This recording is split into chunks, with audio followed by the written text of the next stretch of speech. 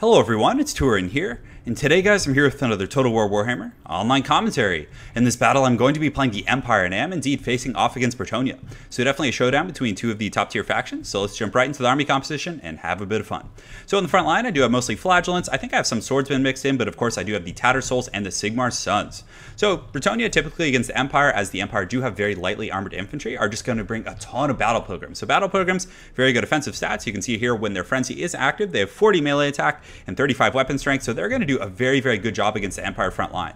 So instead of bringing troops like spearmen and halberds and those kind of defensive style of troops, I think against Bretonnia you typically just want to go blow for blow. So I do bring Flagellants, who have pretty equivocal stats in terms of their offensive capabilities. They have 40 weapon strength, 34 melee attack, but they are also unbreakable. So these guys really kind of hold the front line and trade somewhat evenly with the Battle Pilgrims and allow your Knights of the Blazing Sun and your Cav, your missile units, and all your heavy hitters to really do their job. So it's going to be a very bloody battle in the front line. In the back, I do have 3 groups of Knights of the Blazing Sun, so I wanted to try a bit of a build this game that I had been kind of theory crafting a bit with, and it actually seems to work out pretty well.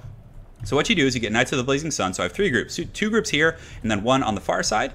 And against Bretonnia, they're a pretty good pick because 1, they have this magic resist. So against like Grail Guardians, if they decide to go elite, they're going to be very durable, even though they're not really known for their defensive stats, as they only have 22 melee defense. But the really important thing is that they do flaming attacks. So what you then do is you actually get a Bright Wizard. So you get this kind of fancy dude right here who has this Kindle Flame ability. So Kindle Flame it debuffs all of the enemy troops on the map by 12% as it pertains to fire damage. So it just juices these guys up in terms of their damage. And then what you do is you cast the Flaming Sword of Ruin, which gives them an additional 22% damage. And if you have other troops on the battlefield, it also imbues fire damage and then accentuates that Kindle Flame. So it's very strong and can make these Knights of the Blazing Sun hit like absolute trucks. So I really like that combination because when you use the Flaming Sword of Ruin, yeah, that's what it's called, the Flaming Sword of Ruin on these guys, their weapon strength goes up pretty hard and they just hit like trucks. So I do also have the mighty Boris Todbringer over here with his Midland Runefang, just kind of a standard rank and file for him. And then I also do have a Jade Wizard. So the Jade Wizard just has the 2 healing spells. So he has the Earthblood as well as the Regrowth. He has Arcane Conduit. And the Bright Wizard over here also has Arcane Conduit and the Flaming Sword of Ruin. So in total, I do have 3 spells. It's a little bit taxing with the cost of those healing spells and the Flaming Sword of Ruin, but I think it gives you a lot of good utility. And can definitely do some good work. So one thing you can do with the Knights of the Blazing Sun is you can, go around and pick a fight with Bretonnia, because honestly, the Knights of the Blazing Sun with Kindle Flame and, the support of Boris and this Bright Wizard can pretty much, beat down Questing Knights. They can beat Grail Knights, Knights of the Realm. They're very overpowering. And if you want to, you can simply charge into the Battle Pilgrims and just absolutely massacre them. Because Knights of the Blazing Sun don't have like the best armor piercing damage. I think it's only 12. But, they can still, against lightly armored infantry, which Bretonnia has a ton of, can just massacre them. So I have 2 groups over there, 1 group on the far side. So I was looking to charge right up the pipe and like have these guys help in the infantry fight, while this group with Boris and the Bright Wizard were to go around and kind of win the Cav battle. For my opponent's army, he does have a pretty traditional Bretonnia versus Empire army, whole front line of Battle Pilgrims supported by a Grail Reliquae. He actually has some Grail Guardians, so it looks like he was kind of thinking something similar, that he wants to charge up the pipe, have that very Cav heavy front line battle supported by the Grail Reliquae, and of course the Fey Enchantress with the Chalice of Potions, Mist of the Lady. Obviously very good, but thankfully not a lot of my troops aren't unbreakable, so I really just need to win that Cav fight. If I can win the Cav fight, I can just kind of run amok, so it's definitely going to be a bit of a cockfight. He does have 2 Peasant Bowmen back here with the Pox arrows. Definitely like that choice. Poison, even against heavy armor, though it doesn't have armor piercing, is very good because of the debuffs that poison applies. So for any of you guys that are new to this game, the poison, what it does is it slows their speed, it slows their weapon damage, missile damage, it just lowers pretty much all of their stats, and it's very good. In the flanks, he does have some Men-at-Arms with the armor piercing, so it's going to be pretty good. If he's like losing the Cav fight, or he wants to kind of play a defensive pocket style build, he can fall back with his Cav and then use his Men-at-Arms over here to just kind of defend against my Cav. So definitely like his build quite a bit. It's pretty standard. The one thing I usually don't bring is I don't bring the Questing Knights, but I have been seeing people bring them quite a bit. I like the Royal Pegasus Knights just because of the mobility and the fact that they pretty much always get the initiative, but we'll see how it works out for my opponent. So guys, let's jump right into this battle and have a bit of fun. So I'm actually going to fast forward a little bit because my opponent was just kind of hanging back here waiting for me to get close, so I had to do the long grueling march here to get to him. So right now he does march forward. It looks like he is going to meet me in open battle, so I'm just kind of posturing my Knights of the Blazing Sun. You can see him setting him up on the side of the battlefield. And I actually did have a nice little lip here, so this is just the perfect spot. So I actually decided to run my Silver Bullets up here to the high ground. I am taking some missile fire, so you can see I'm engaging my troops all across the front line. In the meantime, I'm trying to pick a battle in the back against those Questing Knights. But since he had all his Cav on the far side, I decided to charge my Knights of the Blazing Sun right to these Battle Pilgrims. And guys, this is just going to be a massacre because Knights of the Blazing Sun have some of the best, like, not some of the best, but they have such a good charge bonus. I think it's like 70 or 80. So they just get in here here and massacre these battle pilgrims who are extremely low armor. You can see some of them flying into the camera. So just watch for a second, just look at the shock damage they take. They're down to about half health. And that, the flagellants are coming in pretty hot and heavy at this point, so it's going to be rough for those guys.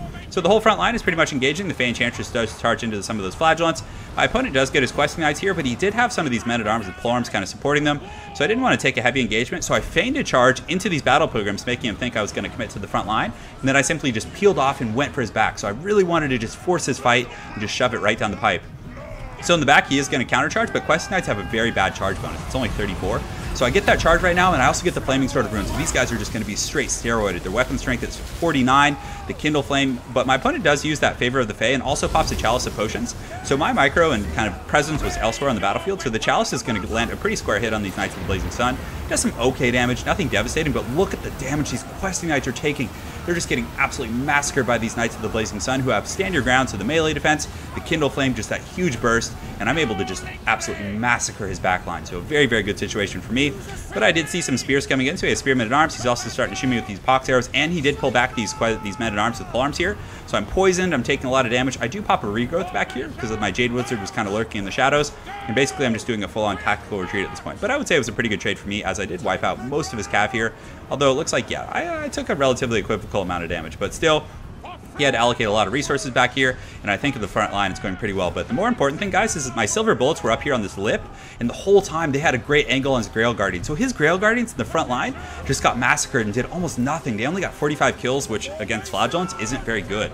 So it's a very pitched fight. I did leave my Knights of the Blazing Sun down here, who aren't terrible in sustained combat because, firstly, they have 100 armor. So battle pilgrims with their 5 armor piercing damage are going to do almost nothing against the 100 armor of these troops.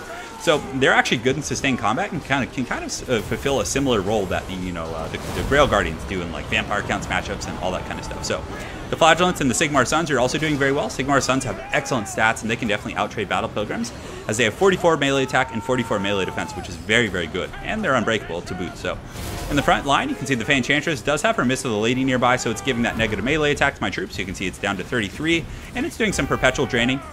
My opponent, realizing that the silver bullets were just a huge threat, finally switches some of these peasant bowmen, but I do get some of my Knights of the Blazing Sun through his back line here. So the main fight is kind of condensed over here, but the single group of the Knights of the Blazing Sun is going to get in here and just get a sweet, sweet, juicy charge on these peasants, and they're going to rack up a ton of kills. So they just run these guys down, and their DPS against the defense of these peasant bowmen who have 14 melee defense, it pretty much means they're going to have like a guaranteed hit. So you can see their kills are just skyrocketing, and these peasants, a full group of peasants, are just wavering, and they're going to get broken off. So these Knights of the Blazing Sun pretty much have full access to this backfield right now.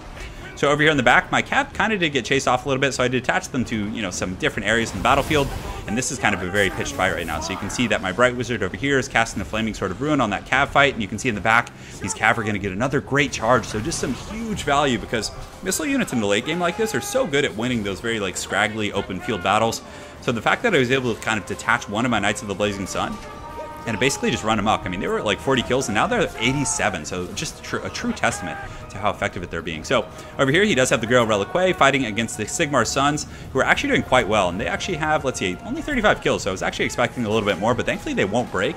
And that's something I really like about the Flagellants, the Sigmar Suns, and honestly, in almost every matchup, that's kind of the ideal front line for the Empire. Granted, there are circumstances like against the Dwarves, you might want to bring more armor piercing, but I do have that high ground again. So these silver bullets are just having a field day. So they're actually focusing down the Grail Reliquae, because I did know that the Sigmar Suns were going to lose this battle here. My opponent had a pretty good little pocket, but I wanted to focus this down because, as you guys have seen in many games, the situation against Bretonnia, the Grail Reliquae is often what wins them the game in the late. So, the bounce power is actually in my opponent's favor, so I have 190 troops to his 337. Over here, we do have a bit of a cockfight. My Boris Todbringer is getting some great attacks on the Fey Enchantress, but he has a ton of troops, and that Mist of the Lady is so clutch in the late game, and just all throughout the game, it's so powerful. So it's draining a lot of my halberds, who are actually shaken, but they're still holding with the support of Boris Todbringer, who's actually laying a bit of a beating down on the Fey Enchantress. So you can see she's actually shaken. He gets a nice little charge with some of his questing knights over here, but I think I do have my Knights of the Blazing Sun, who came back from their quest over here, slaying all those peasants, and now they're going to get a good charge. I also have this high ground position with the silver bullets, who are just shooting into these questing knights, and they're actually able to rout them there, which is great. And Boris did a pretty good job driving back the Fey Enchantress, who, when she's driven out, the Mist of the Lady isn't going to be online. So I do get my questing knights and decide to send some of them after the Fey Enchantress. But, again, she's very swift on that unicorn. She's actually faster than them, so I believe I do turn around here in a moment. And I'm like, let's just crumble this last pocket of infantry he has. So my Knights of the Blazing Sun just charge in with a full-on erection and just run these guys down, doing an absolutely amazing job. And as they are pretty much peasant, I mean, spearmen at arms or men at arms are pretty much peasant like level units. They only have like 50 leadership, so they actually all break. You guys can see I went from like being behind on the bounce power to pretty far ahead, and those silver bullets up on the high ground have just been teeing off on this Grail Reliquary. And the fact that I'm able to kind of do some good work on that is going to make a huge difference, because a lot of times in Empire vs Bretonnia, there's like a period of regrouping, and you can see these two flagellants over here, just true patriots, just fighting for Sigmar. But it comes down to like regrouping. So if this Grail Reliquary had been with his main army, like these troops, these 27 battle pilgrims here, these 30 right here, would fight so much longer. So I really needed to just kind of punch that thing to the best of my abilities.